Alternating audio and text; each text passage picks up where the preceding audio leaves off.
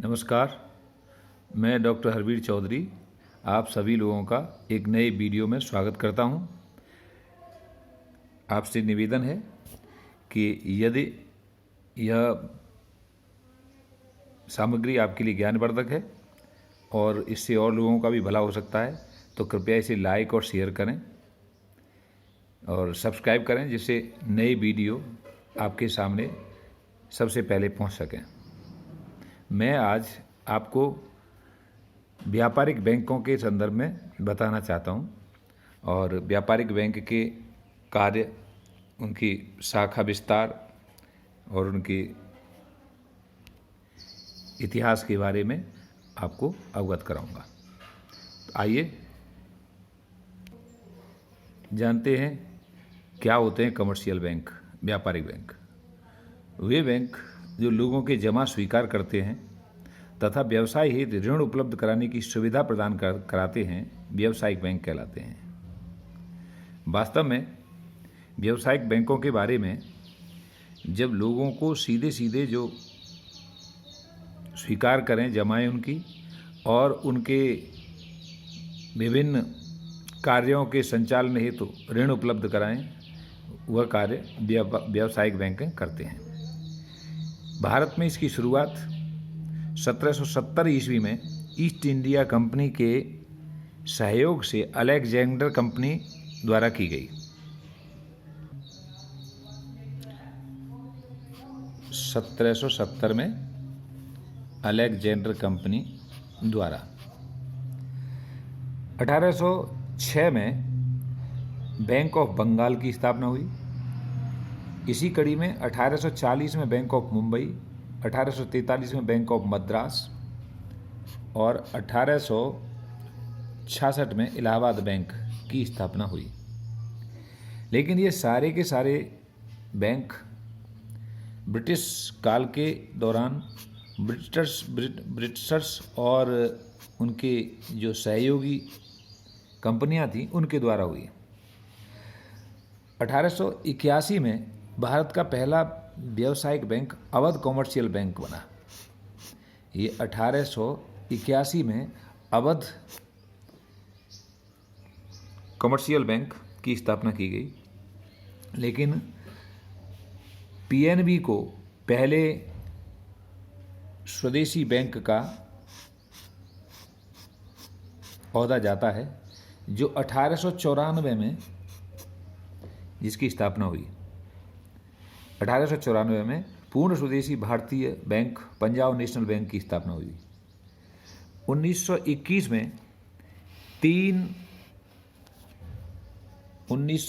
में तीन बड़े bank, bank of Bengal, bank of Mumbai तथा बैंक ऑफ मद्रास को मिलाकर इंपीरियल बैंक की स्थापना की गई।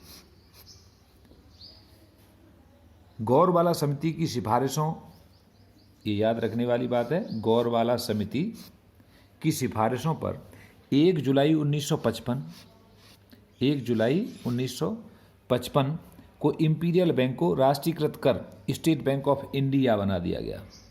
राष्ट्रीयकृत बैंक होने के बाद इंपीरियल बैंक को 1 जुलाई 1955 को स्टेट बैंक ऑफ इंडिया बना दिया गया, अर्थात 1 जुलाई 1955 को स्टेट बैंक ऑफ इंडिया की स्थापना हुई। 19 जुलाई 1969 ये एक महत्वपूर्ण तिथि है जिसे याद रखने की आवश्यकता है। 19 जुलाई 1969 में श्रीमती इंदिरा गांधी, ये उस समय तत्कालीन प्रधानमंत्री थीं, जी द्वारा हजारी समिति की सिफारिशों से, ये हजारी समिति के क्या कार्य हैं ये आप समझ सकते हैं। तो राष्ट्रीयकरण के जो सिफारिशें हैं वो हजारी समिति 14 बड़े राष्ट्रीयकृत बैंक 1969 में हुए। 19 जुलाई 1969 में उनकी सिफारिशें हजारी समिति ने की थी। तो 19 जुलाई 1969 में इंदिरा गांधी जी द्वारा हजारी समिति की सिफारिशों पर ऐसे बैंक जिनकी पूंजी 50 करोड़ से अधिक थी, 14 बड़े बैंकों को राष्ट्रीयकरण कर दिया गया और ये सरकारी क्षेत्र के बैंक बन गए। पुनः 15 अप्रैल 1980 में 6 और बैंकों का राष्ट्रीयकरण श्रीमती इंदिरा गांधी जी द्वारा ही किया गया। कुल मिलाकर इन बैंकों की संख्या, राष्ट्रीयकृत बैंकों की, 20 हो गई। तो ये याद रखने वाली बात है कि 19 जुलाई 1969 में श्रीमती इंदिरा गांधी जी द्वारा 50 करोड़ से अधिक पूंजी वाले 14 बैंकों का राष्ट्रीयकरण हुआ। पुनः 15 अप्रैल 1980 में 6 बैंकों का राष्ट्रीयकरण किया गया। कुल मिलाकर राष्ट्रीयकृत बैंकों की संख्या 20 हो गई। 1993 में न्यू बैंक ऑफ इंडिया का पीएनबी में विलय हो गया। पंजाब नेशनल बैंक में न्यू बैंक ऑफ इंडिया का विलय हो गया। पुनः सार्वजनिक बैंकों की कुल संख्या 19 हो गई।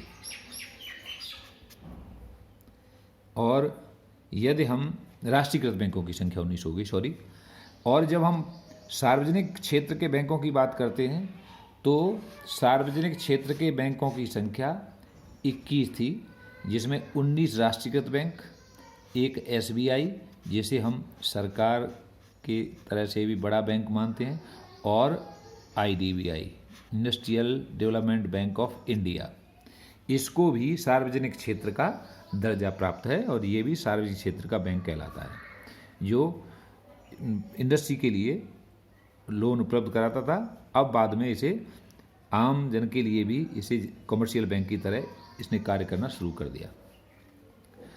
वर्तमान मोदी सरकार के वित्त मंत्री निर्मला सीतारमण द्वारा 10 बैंकों का विलय,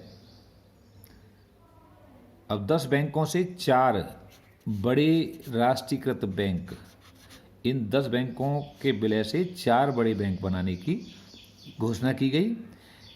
इस घोषणा के बाद यदि अब वर्तमान में व्यापारिक बैंकों की संख्या, अब राष्ट्रीयकृत व्यापारिक बैंकों की संख्या 12 रह जाएगी। तो ये याद करने वाली बात है कि ये 12 रह जाएगी। यदि हम व्यापारिक बैंकों के शाखा विस्तार की बात करें तो हम देखेंगे कि 1969 में जब 14 बड़े बैंकों का राष्ट्रीयकरण हुआ, उस समय वाणिज्य बैंकों की कुल शाखाओं की संख्या 8,262 थी।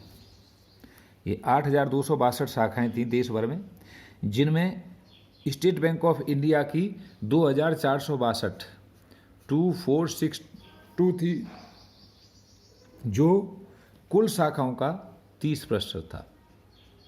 विदेशी बैंकों की शाखाओं की संख्या 130 थी 1969 में, जो 2014 के आंकड़ों में आते आते वाणिज्य बैंकों की संख्या शाखाओं की 1,18,450 1,18450। एसबीआई की शाखाओं की संख्या 21,684 21,684, जो 18% रह गई।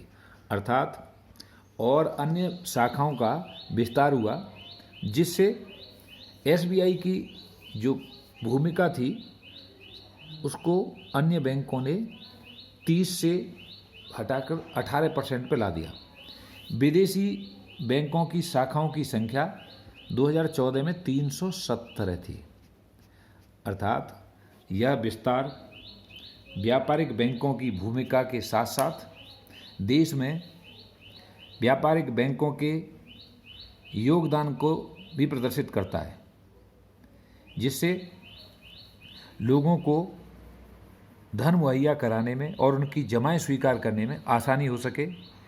गांवों में और दूर दराज के इलाकों में इन शाखाओं ने, व्यापारिक बैंक की शाखाओं ने कृषि ऋण, अन्य कंपनियों के अन्य छोटे मोटे कार्यों के लिए ऋण से लेकर गृह ऋण, कार या गाड़ी, जो भी मोटरसाइकिल लेते हैं उनके लिए ऋण उपलब्ध कराने में अहम भूमिका निभाई है, जिसने विकास के पंख लगा दिए। जो व्यक्ति अपनी आय में से पूरी तरह नहीं बचा पाता था, वो आज बैंकों की सहायता से अपने घर के सपने और गाड़ी के सपने पूरे कर रहा है। अर्थात हम कह सकते हैं कि बैंकिंग ने भारत जैसी व्यवस्था में महत्वपूर्ण भूमिका निभाई है और लोगों के जीवन को आसान कर दिया है। इस विषय से जुड़े हुए और यदि कोई किसी के प्रश्न हो, वो मेरे इनबॉक्स में जाके मुझे ज़रूर भेजें, जिससे मैं और उपयोगी और प्रभावपूर्ण वीडियो बना सकूं। धन्यवाद।